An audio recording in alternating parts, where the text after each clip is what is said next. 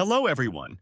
Today I will show you how to fix Valorant error code, Val59. First, what you need to do is go to your Windows search and type command prompt run as administrator in here.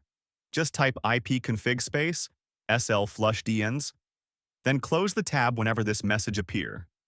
Then in your Windows search again, go type run and go to your local app data in here. Just go and find Valorant, go to save folder and go to config. Now delete all of this, so just delete all files. Once you're done, go back to your save folder and go to the logs folder and delete it.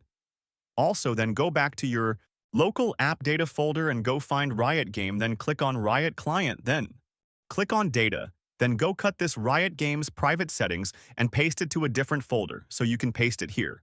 Close the tab, and in your Windows search again, type Add or Remove Program.